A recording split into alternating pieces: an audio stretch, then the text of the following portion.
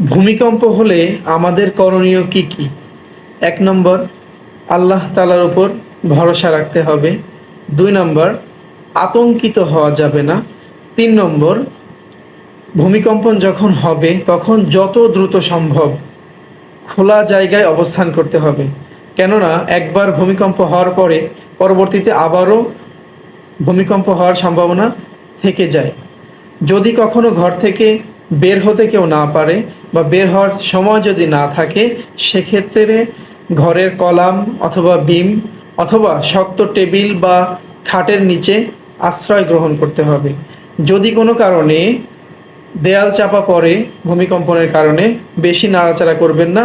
সাহায্যের জন্য অপেক্ষা করতে হবে, কেননা বেশি নাড়াচাড়া করলে ক্ষতির সম্ভাবনা অনেক বেশি হয়। ভূমিকম্পের সময় দ্রুত তাড়াহুড়া করে সিঁড়ি দিয়ে নামবেন না। দ্রুত সিঁড়ি দিয়ে নামলে যে কোনো সময় আপনার ক্ষতি হতে পারে। আরেকটি হচ্ছে, লিফট ব্যবহার করবেন না। যদি লিফট ব্যবহার করেন, যে কোনো সময় লিফট বন্ধ হয়ে যেতে পারে বা গোলযোগ দেখা দিতে পারে। যদি ভূমিকম্পের সময় রান্নাঘরে অবস্থান করেন, তাহলে গ্যাসের চুলা অবশ্যই বন্ধ করে বেরিয়ে পড়ুন। যদি সময় থাকে, সেই সাথে ইলেকট্রিক যত লাইন আছে, সার্কিট ব্রেকার, সকল কিছু বন্ধ করে আপনি ঘর থেকে বেরিয়ে পড়ুন। অপ্রয়োজনীয় কোনো জিনিস নিয়ে বের হওয়ার জন্য সময় অপচয় কোনোভাবেই করবেন না।